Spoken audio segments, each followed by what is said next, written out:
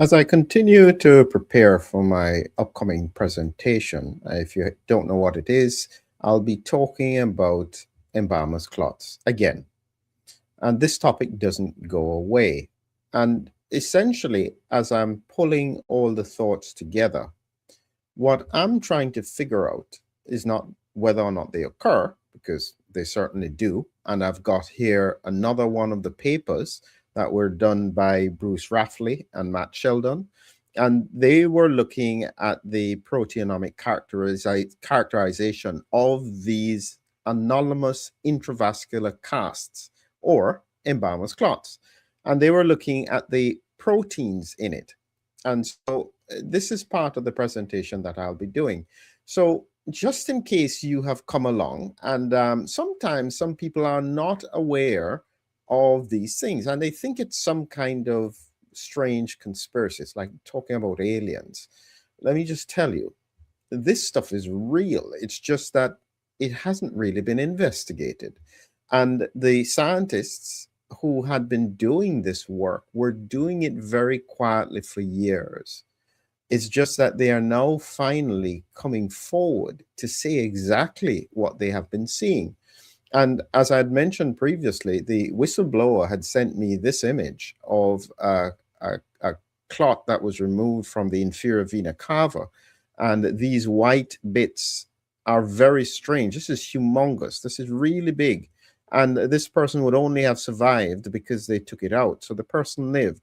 Now, the point is, for me, is not just that they happen. Okay. And embalmers are finding them and have been finding them for years. And the equivalent that I say is that if you imagine hairdressers doing people's hair and, doing the combing and the washing, and they start finding that there are moles in the scalp. And these moles turn out to be, say, a melanoma. Can you imagine the scientific community ignoring hairdressers because they're not scientific? They're not doctors or they're not scientists. They're just making an observation. And this is essentially what the embalmers were doing. They just saw something strange. Haven't really seen this before since 2021. What is it? Why is it there? Why is it happening? Is it relevant? So this is where I'm coming from. And part of my presentation is going to be focused around a very, very important point in that presentation. It's coming up on Thursday. If you haven't yet registered, join me. I'm going to be analyzing these clots, talking about it. And the reason I'm doing it as a presentation is because I've got an insight that was bugging me for a while. And in the paper here, it highlights something that is really, really important. If you look at this here, and this is a preprint, it's not yet peer reviewed. It's the second of their three papers. And they looked at 541 proteins in these unusual clots. And the big red one here is hemoglobin subunit alpha. Second in line is fibrinogen. So these two, this is what bugged me, is that you had hemoglobin here, subunit alpha, and when you compare it to the beta chain here in blue, there's significantly higher amounts of alpha versus beta. Now, the reason that's important is because when you understand how hemoglobin works and what it is and so on, I'm going to show you an image here. This is just a normal clot. And usually in clots, you have red blood cells. And this is why it has that red grape jelly look. But what we're finding is white clots without the red blood cells. So in effect, the hemoglobin inside the red blood cells are being taken out, and then they're being split up into parts, and then the parts are not equal. So this is the bit that was very confusing to me. And what I was trying to work out is that when you look at hemoglobin, this is hemoglobin, there are 270 million clusters of these. And in purple versus red, you have two beta chains and two alpha chains. So they're in equal amounts in the blood. Why in the world would there be more alpha than beta in the clots? And this is what really was bugging me. And I accidentally came across what I think is the answer. And this is what I'll be talking about in the presentation. Because my question, as I said, is not whether or not this occurs, it's what's the relevance clinically. Because the people who have the massive clots, they will either die or they need a procedure to remove it urgently. These ones, you can't miss them because they are so sick. But these clots don't form all the time. And I know this because angiograms are being done every day. That's where we inject dye into blood vessels and they are not seen. So we know that they are not there routinely. And so therefore, my clinical suspicion has been that they accumulate very rapidly. And the question is what could cause such an accumulation of proteins within days to cause a clot that is that big without some unusual mechanism? What would it be that would cause some people, and it's not everyone, and it probably is a small number of people, to be at risk for that? And if it's the case for big clots, is it relevant for smaller clots? Because if people are having smaller clots, they will present with different diseases. They will have clots going to, say, for instance, their kidney or their spleen or a stroke, or blocking an artery to the leg. It's a different presentation because the clots are smaller, or they may have a pulmonary embolus, not a massive clot, so they can make it through. But if these are white clots that they're getting, they don't break up with anticoagulation. And if they don't, we need to know this clinically so that we can figure out ways to mitigate it. Here is one of the insights that I'll be covering in the presentation.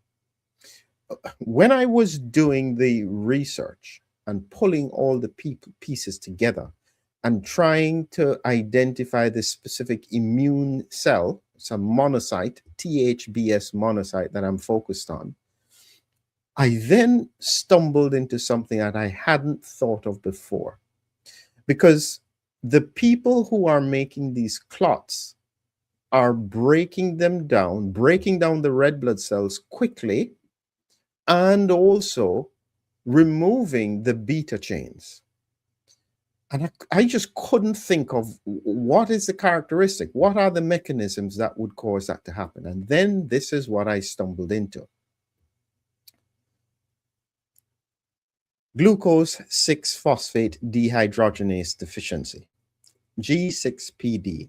Now, you may not have heard about this, but across the world, there are over 400 million people who have it, mainly in African and Middle Eastern countries, okay?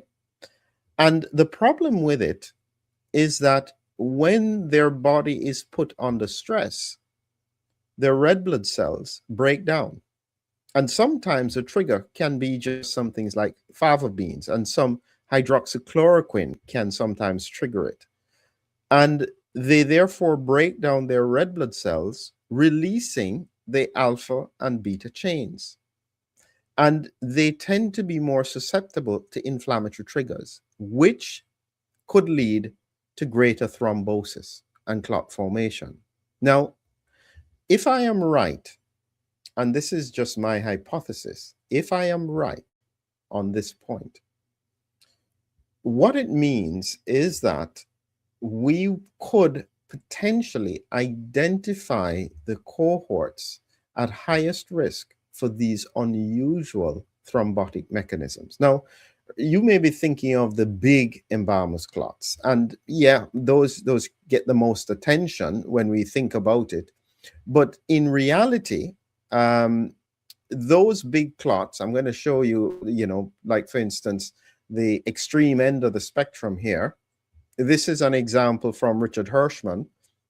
This is a 19-inch clot that he pulled out of a cadaver doing embalming. And you can see it's white all the way through. But this is at the far end of the spectrum. If the clot is just at the top here, it can still do damage. It's just it presents in a different way. This patient with this clot died, which you're not surprised about. But a smaller clot may not necessarily lead to death. And so the question then becomes, if this kind of clot is forming that is smaller and it is not easily amenable to normal anticoagulation, what do we do? That's a clinical question. And this is why it is not in anyone's interest for the medical and the scientific community to ignore this. Because if you ignore it and it is happening, so just for a moment, if any clinicians are watching this and they are thinking, come on, I don't think this is real. Just think about it a moment. If it is happening and you are ignoring it, what are the likely disease presentations that will occur if clots are forming that are very difficult for the body to break down, and additionally won't easily be broken down even with anticoagulation? If you have that problem, the next question is, well, who is at risk? And is there any way to mitigate that risk? And so that's where we need to go when we're looking forward for medicine. And this is one of the reasons why I'm a strong believer in AI. There's too much ideology at the moment in medicine. People just, I don't believe that. Nobody cares what anybody believes. The question is it real? And if it's real, what do you do about it? If there's one thing I've learned with AI is that it is just objective.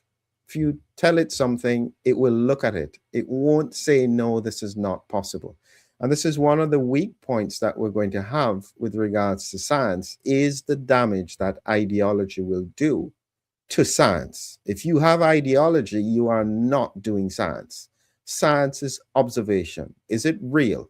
Is it happening?